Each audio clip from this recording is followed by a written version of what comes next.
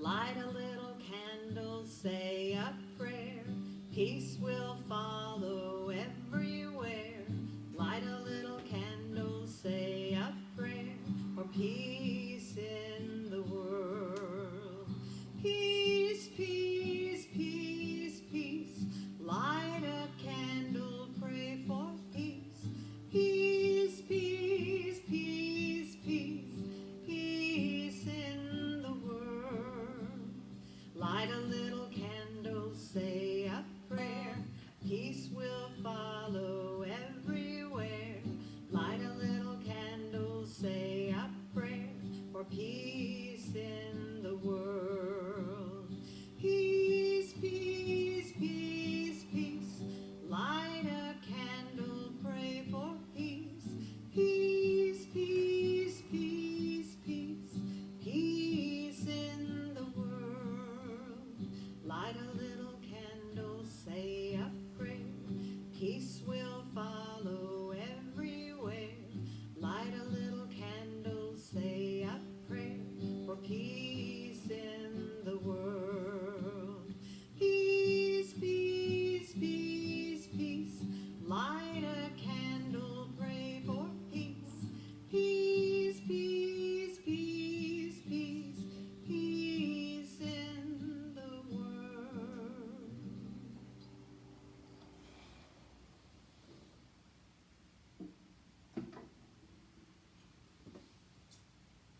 Good morning, everybody. I'm Lissie Connelly, and I will be both the speaker and the singer today. I'm very excited about it. I love to be in control of everything, don't you? Yay!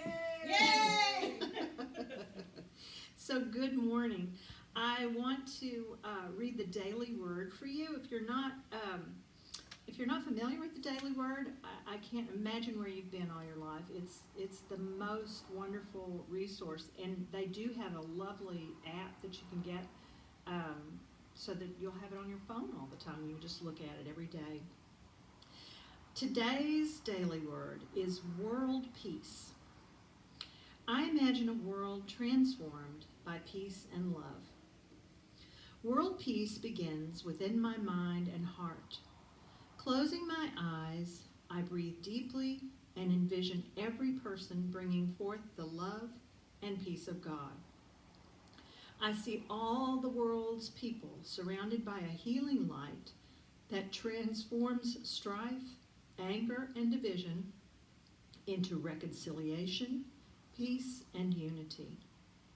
As I hold this vision, I see the entire world aglow with radiance. Harmony and cooperation heal the world's wounds and encourage love to flower in each person's heart. I carry this vision throughout my day. Divine love, expressing as me, sees oneness regardless of apparent differences. Divine wisdom and understanding illuminate my thoughts, inspire my words, and guide me to act in ways that bring peace to the world. And the scripture is from Matthew 5, verse 9. Blessed are the peacemakers, for they will be called the children of God.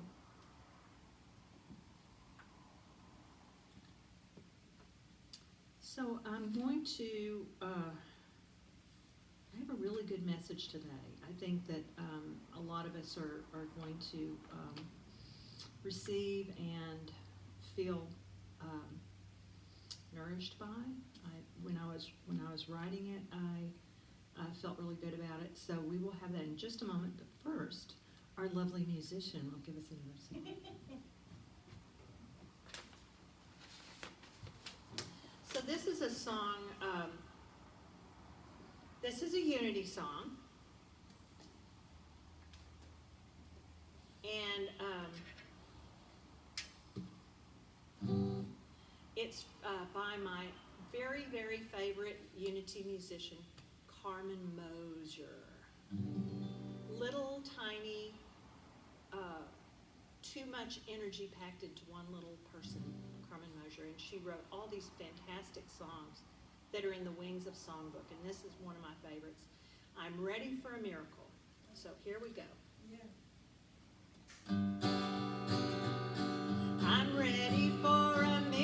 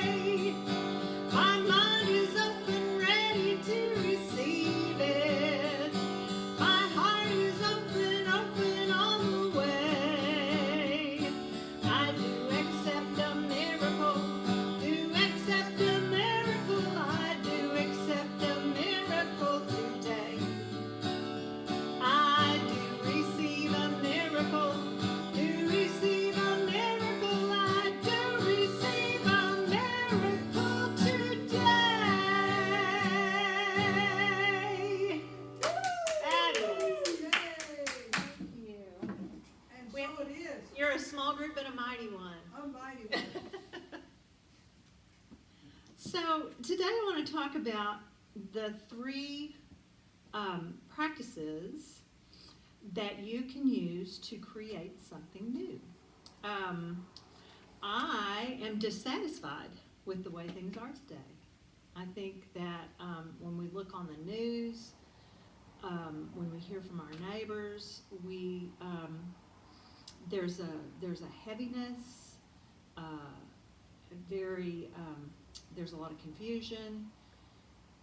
The things that we've been able to rely on in the past, we're not able to rely on anymore. I have a group that meets, a group of women that I went on a little retreat with last summer, and we talk every Saturday morning.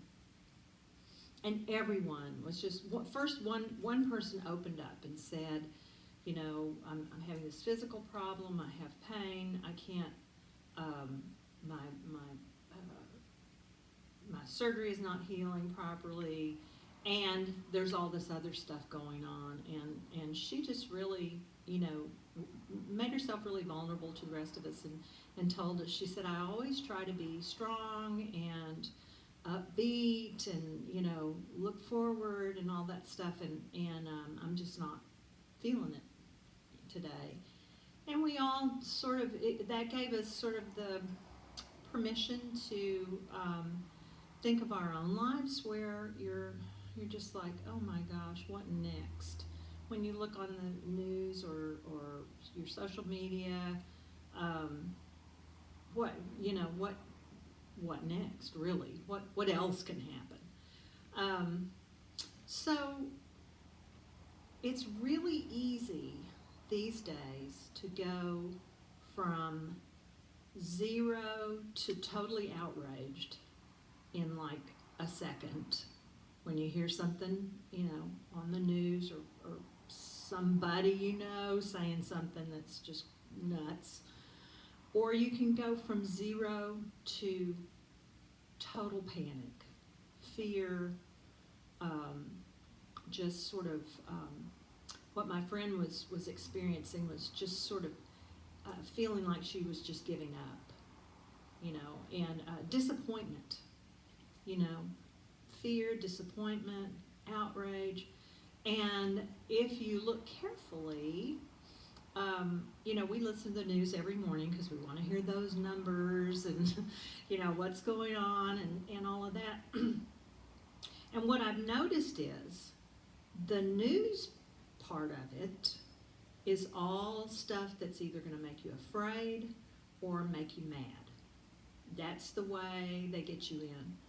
And then the advertisements are all things that are saying, you know, if you have this fear, you should use this product. Or we're the good guys. You know, you see a lot of ads for big corporations saying, look what we're doing to help. You know, we're the good guys.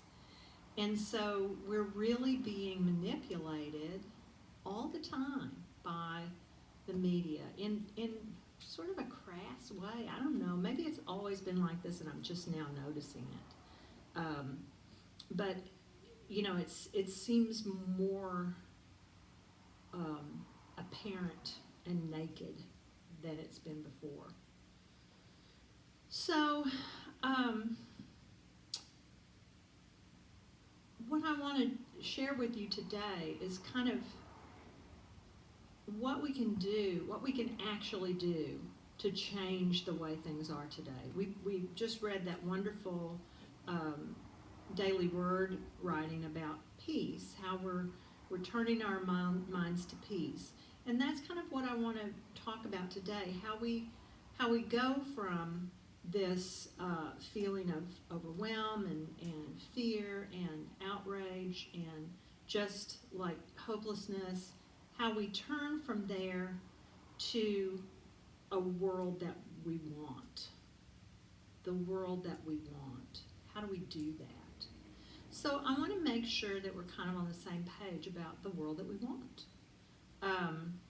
So in general, I want everyone to be treated equally under the law.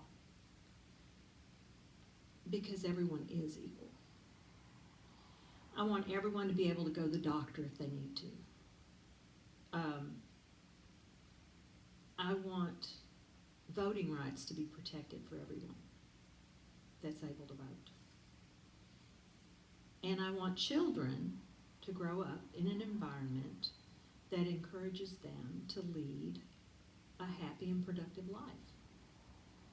That's the kind of world I want, where people consider what's best for the people, right? So, does that sound good? Mm-hmm. All right. Amen. Amen, yeah. So, there are these 3 practices, and these are not new. I didn't just make this up.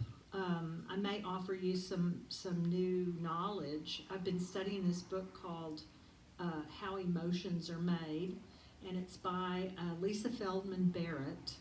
And what she does is actually just uncloak the mystery that is the mind. So the brain is and you know this better than anyone if you have had a mental illness, the brain is an organ of the body, and sometimes it doesn't work right. And sometimes it's doing exactly what it's supposed to do, and we think that it's somebody else doing it. So we'll get into that more. But just keep in mind that the beliefs that we have shape our environment. This is true. This is not just metaphysical. This is actually true. The beliefs that we have shape what we see in our environment, and that if our brains are trying to keep us, what we call our ego, is trying to keep us from doing something new, it's doing its job. But now that we kind of know how it works, we can use those same things that have been preventing us from going forward. We can use those same physical characteristics and what do you call it? The same workings, the same natural workings of our brain. We can use them to our advantage, and we'll get into that more in a minute. But I just wanted to kind of put that in there because it's kind of weird when you hear it first, the first time you hear it. So what I want you to do, the first practice that we're going to talk about vision, forgiveness, and something else. Vision, forgiveness, and gratitude, of course. So vision is the practice of seeing things as you would like for them to be. So what you do is you set aside everything that you know about how things are. It doesn't matter how things are, okay? We're just setting it aside right now. So, and it's easier for us to do this, I think, Unity people, because we've been working with another plane of existence for a long, long time. So it's not such a big deal. But for others, trying to imagine things differently than they are is a difficult practice, because we put so much weight on being realistic. Like, well, if you're happy now, you must not be listening. That sort of thing. If you're not outraged, you're not paying attention. And we don't want to be duped. We don't want to be a fool. And so we're always hanging on to, reality, or, what we think reality is. So just for now, for the vision part of this, put aside how things really are, okay? And start from closest to you and work out, okay? The life that you want, all right? How you want to feel, the things you want to have in your life, how you want to be able to serve, what is it you want to be able to do, all these things. And again, don't pay any attention to how things are. But do pay attention to what comes up when you say, I want this. 9 times out of 10, something's going to come up and say, but you can't do that because, so you want to write that down just in a list. And the vision, I always tell people, get a pretty book to write your vision in, a pretty notebook, and just a piece of paper with coffee stains on it for the stuff that comes up. You want to disrespect that as much as you can, yeah. So you're making a list of the things that come up, and they will come up. And you're making a beautiful picture of how you want the world to be, starting from how you want your life, what you want for the people around you, your community, your country, and the world, okay? And you're going to be reading this quite a bit because you're going to be retraining your brain to see things differently. And I want to read you a passage from How Emotions Are Made by Lissie Feldman Barrett. This is on page 127, and it kind of encapsulates all she's saying. So now you know how emotions are made in the brain. We predict and categorize. So that's one of the main functions of the brain, is to predict what might happen next. And the only reason the brain is doing that is because you need to have whatever energy you need to do what you need to do next. Okay? It's once you know that you're going to need it, it's too late. It's too late to get it. And so your brain is constantly trying to predict what's going to happen next, right? And the way it does that is by looking at what's happened in the past and what you believe. Okay? So here we go. So now you know how emotions are made in the brain. We predict and categorize. We regulate our body budgets, as any animal does, but we wrap this regulation in purely mental concepts, like happiness and fear, that we construct in the moment. We share these purely mental concepts with other adults, and we teach them to our children. We make a new kind of reality, and we live in it every day, mostly unaware that we're doing so. So what she's saying is, when we talk to each other about how things are, and about how that person is, or this, this thing is, or that thing is, we're teaching each other what we need to do when we predict that something's happening. And one of the interesting things that she talks about in the book is that your brain, one of the main thing that your brain does is look at what's going on in the rest of your body. And there are 4 things that there are actually only 4 feelings that we have, and that is calm, jittery, pleasant, and unpleasant. And everything else is a product of what we believe. So you get a jittery, I see you coming in the door, or let's say Carol sees you coming in the door, and she gets a jittery feeling. Well, it might be that y'all had a fight, and she's kind of afraid, what's going to happen next. Or it might be that you have plans, exciting plans, and she's getting excited to see you. But it's exactly the same feeling, and it may have nothing to do with you. See what I'm saying? It may be that she had too much coffee this morning, So that's what we're doing. We're going to be manipulating our brain functions, our cells, right? Somebody said that the brain can't tell the difference between thinking about doing something and actually doing it. Well, that's not exactly true. If you couldn't tell the difference between something really happening and something that you're imagining, that's called mental illness. That's a but we can affect our beliefs by imagining new things. And that's, the elite athletes, one of the things that they do before they go into a contest, they imagine themselves winning. And by doing that, they put that, they've been practicing, but they put that idea in their minds that this is how this is going to happen. And it really, it's been shown to really increase their success rate. So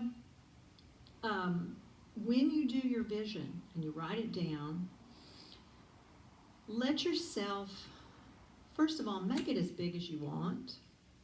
If you want the whole world to be at peace and nothing bad to happen to anybody ever, go ahead and put that in there. You never know. We don't know everything. And be sure and read over it, like every day. Make it part of your prayer discipline that you read over this. It's so important that we have people who see the world the way we want it to be. Right now, we're locked in this life and death struggle, it seems like, with people who don't agree. And we don't know exactly how we want things to be, but we don't want it to be like you want it to be. You know what I mean? We're kind of spinning our wheels right now. So if we can all just take a while to envision the world that we want, that'll put us that much closer to getting it. And I read this wonderful quote from William Blake, the poet and philosopher. If the doors of perception were cleansed, everything would appear as it is, infinite. I'm going to read that again. If the doors of perception were cleansed, everything would appear as it is, infinite. So we don't know what's possible, right? We have come so far, so far. When I was a kid, I say this all the time, and people just look at me like I'm crazy. Kids look at me like I'm crazy. The gift that I got, which I was so grateful for, the gift that I got for graduating from high school from my parents was a TI pocket calculator. It was about this big. And it cost $120. And I was so thrilled to get that because it would add things up. I could check. I could check my math. It was incredible. And that was as good as it got. We didn't have cell phones. We didn't have personal computers. And look how far we've come, So we really, really, really don't know what is possible. So don't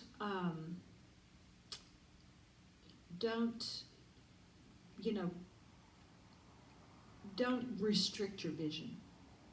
Don't restrict your vision in any way. Anything can happen. Okay, that's the first practice, vision. Second practice, forgiveness.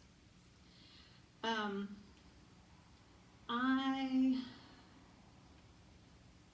want you to know that if something's happened to you in the past that you feel is unforgivable, I respect that.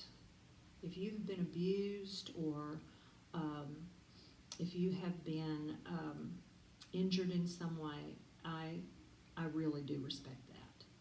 And when I say forgive, I don't mean that you have to pretend it didn't happen or that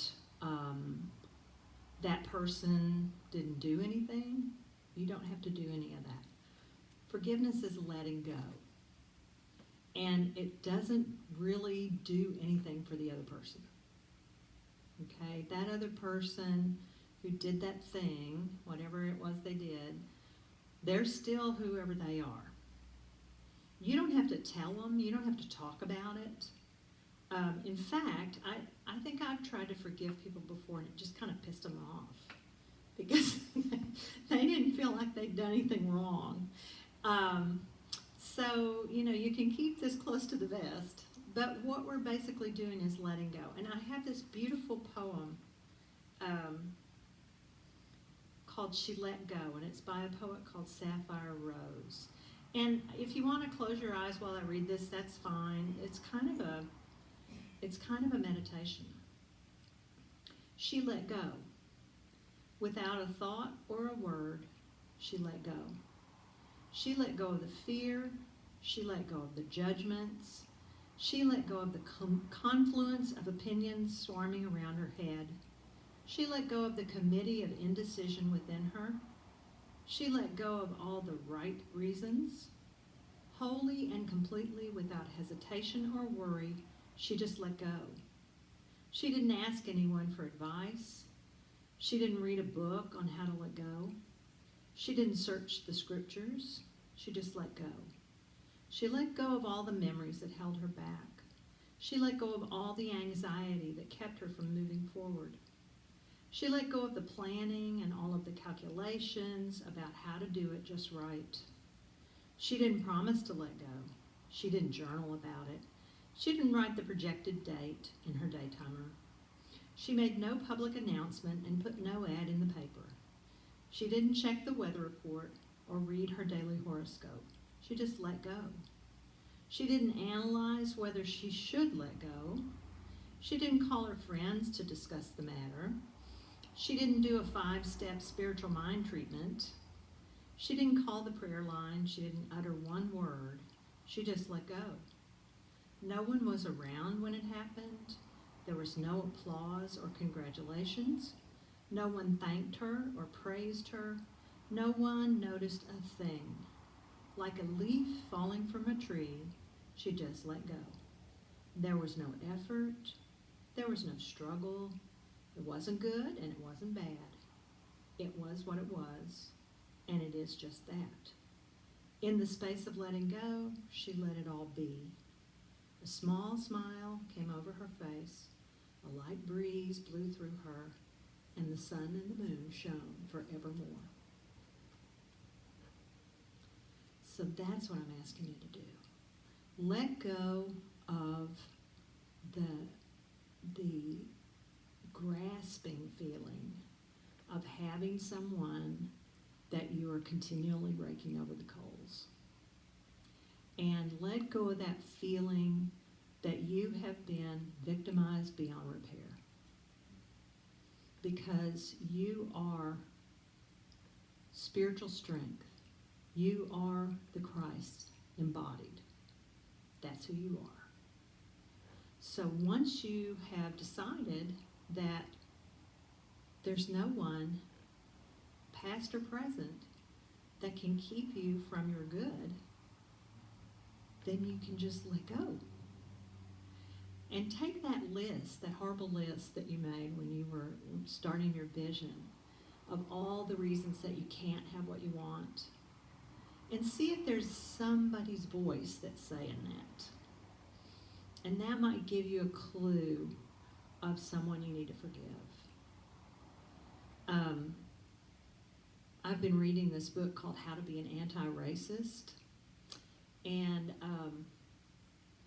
I noticed that when he says all cultures are equally valid and all people are equal,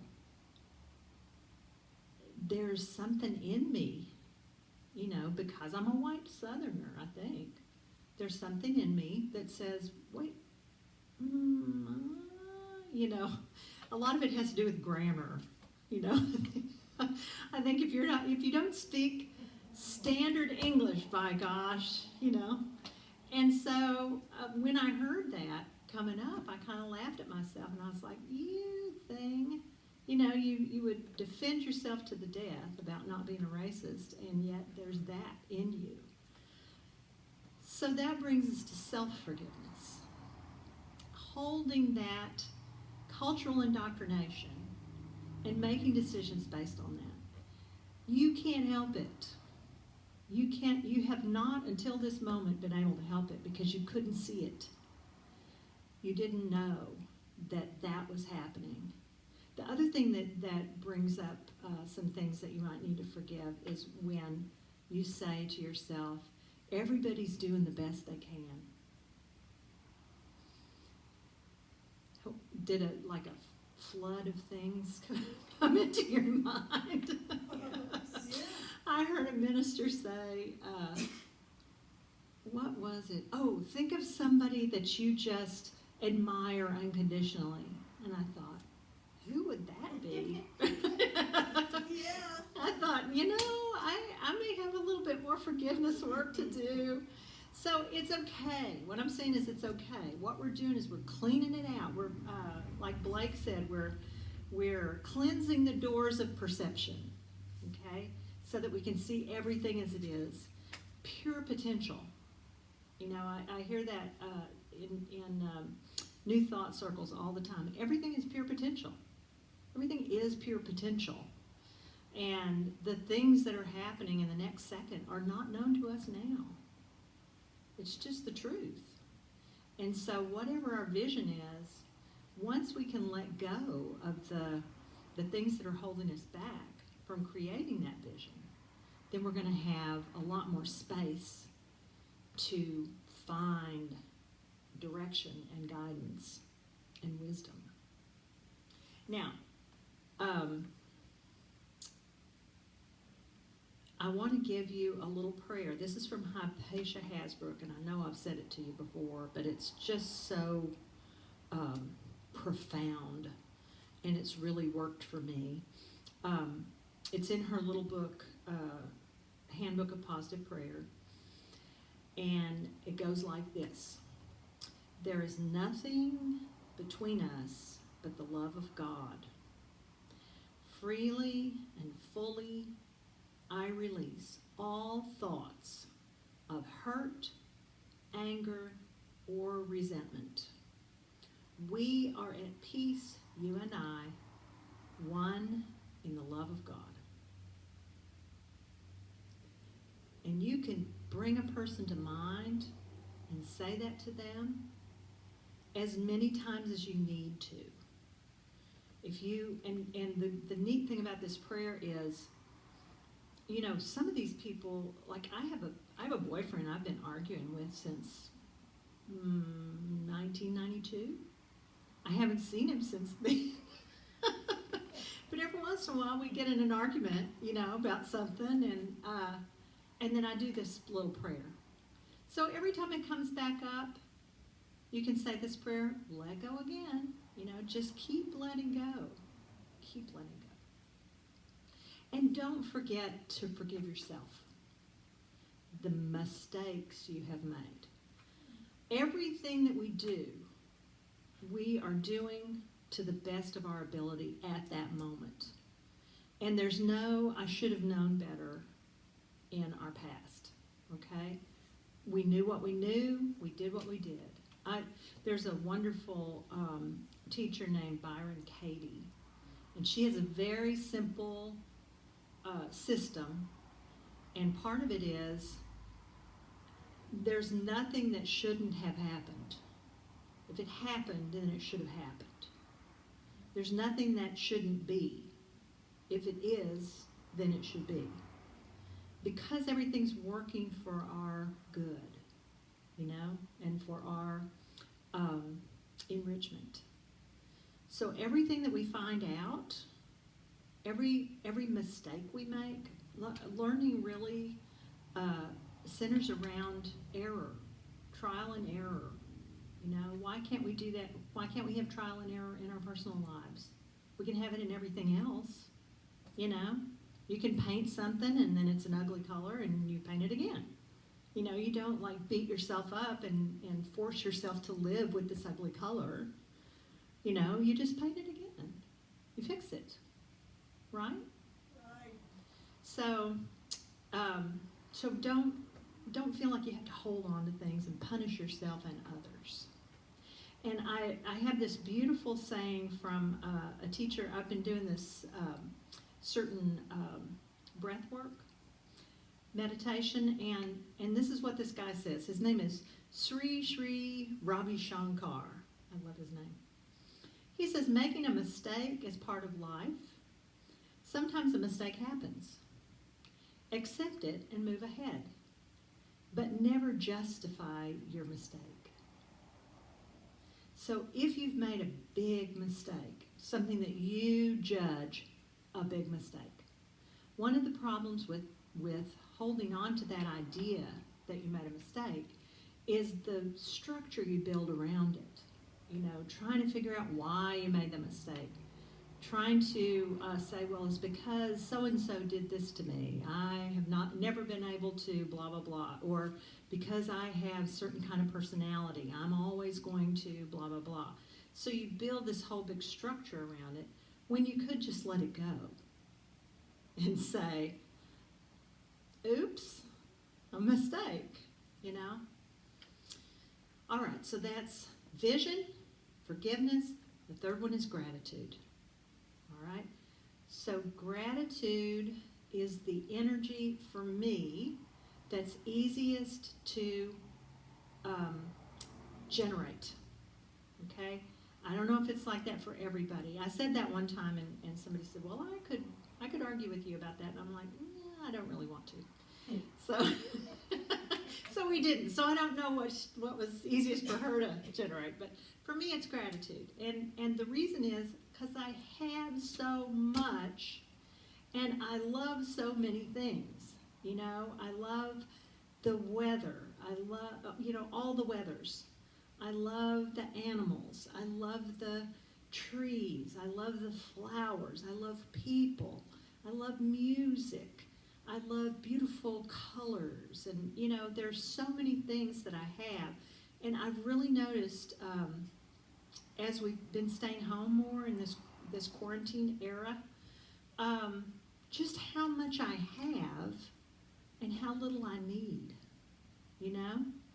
I shop my closet and my cabinets all the time. If I get an idea for a new decoration or an outfit or whatever, I just look, and 9 times out of 10, I've already got it.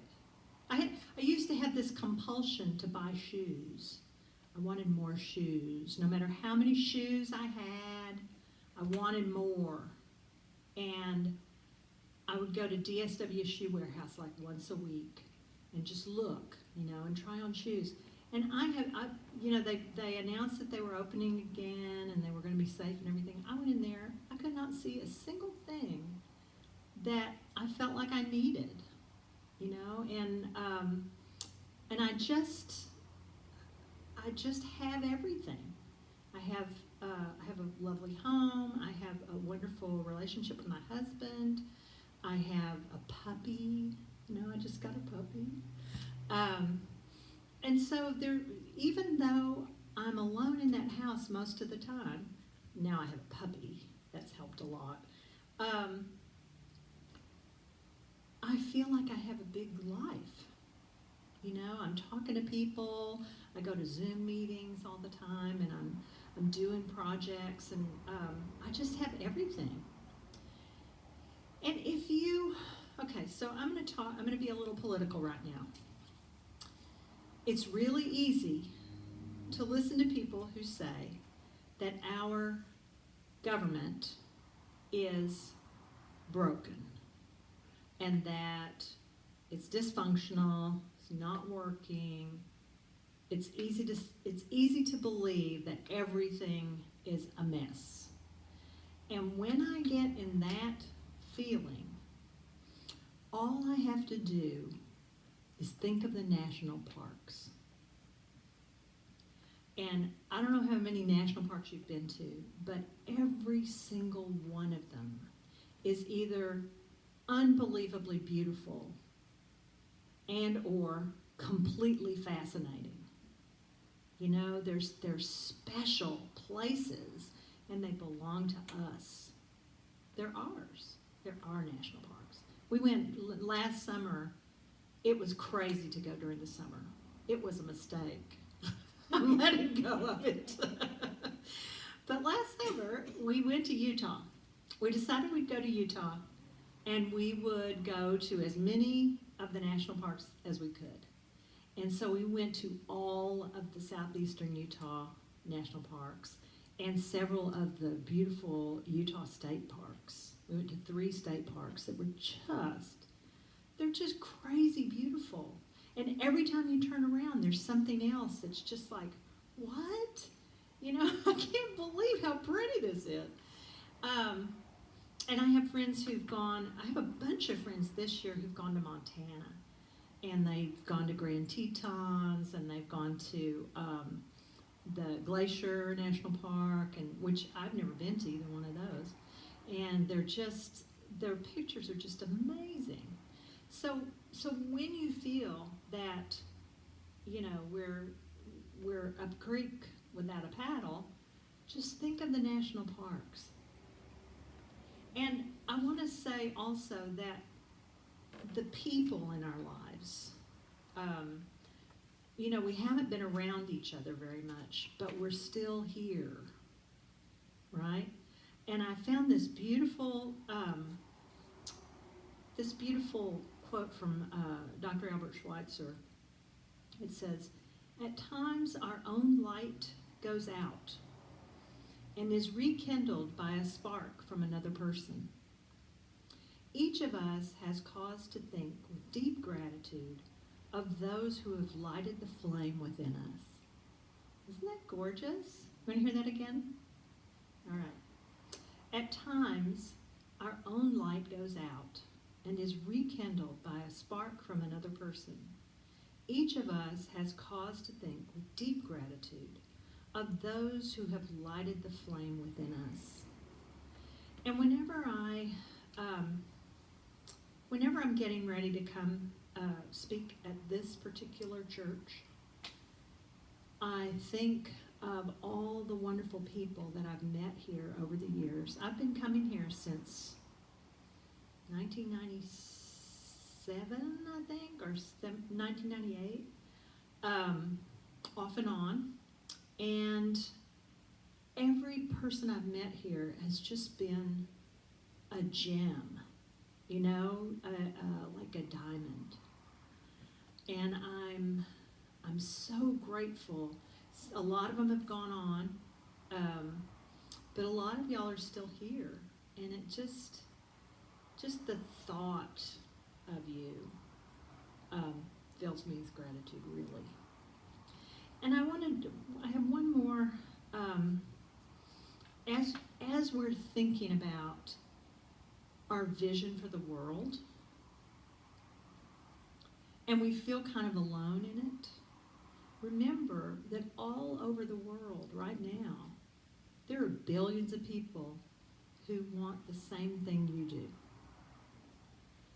And even in our own country, there are millions of people who long for the peace and the cooperation and the abundance for everyone that we want.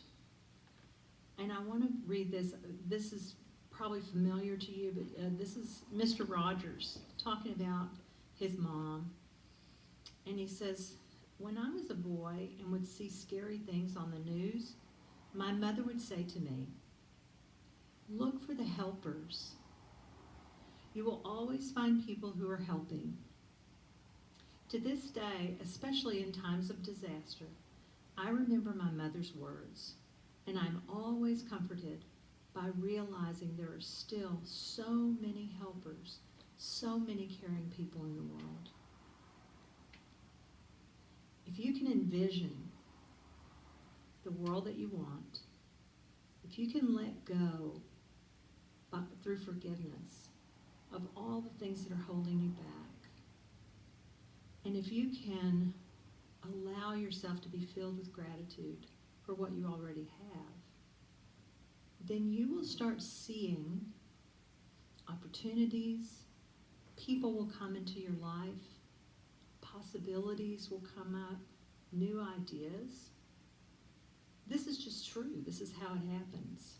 So I encourage you this week, start on your vision for a new world, because I'm ready for it, aren't you? Yes. All right. So I'm going to, let's see, let us do our meditation.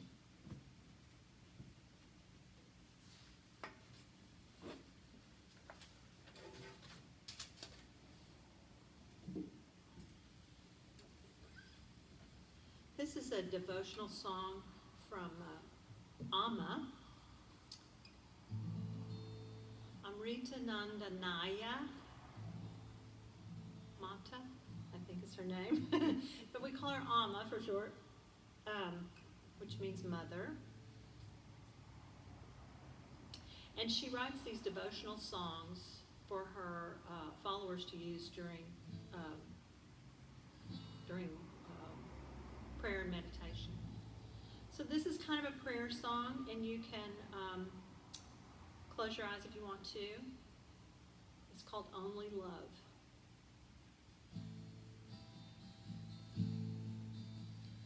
May the light of unity dawn in our minds. May the light of unity dawn in our minds. Every thought of understanding opens our hearts. Every thought of understanding opens our hearts. Only love is our guiding light. Only love can heal and unite. Only love is our guiding light. Only love can heal and unite.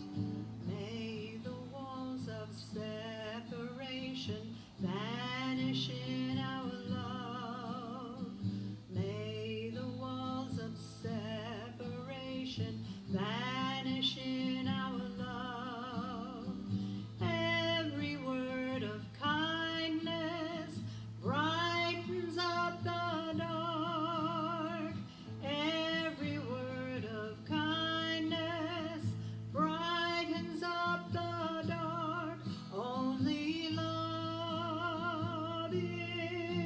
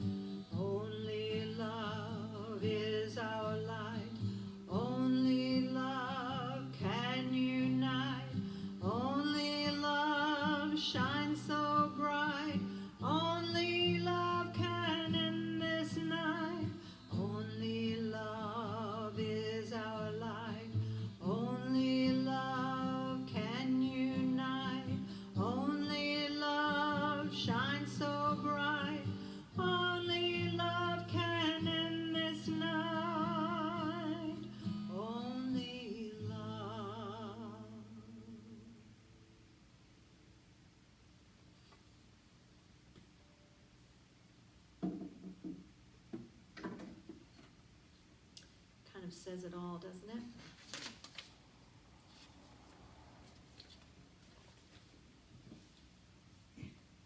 So, it's time now for our giving. And you can go to the website unityofsanmarcos.org. If you scroll down to the bottom, there's a PayPal button, and you can give that way. We're going to say our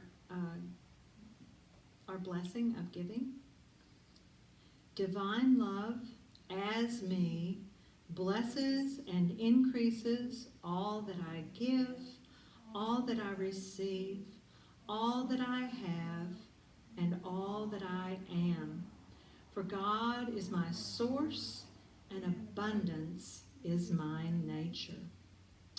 And as we end this service today, thank you so much for listening. It's just been wonderful as always. Let's say the prayer for protection to end our service. Together? The light of God surrounds us. The love of God enfolds us. The power of God protects us. The presence of God watches over us. Wherever we are, God is. Amen. Amen. Thanks, everybody. Thank you. Thank you. Thank you.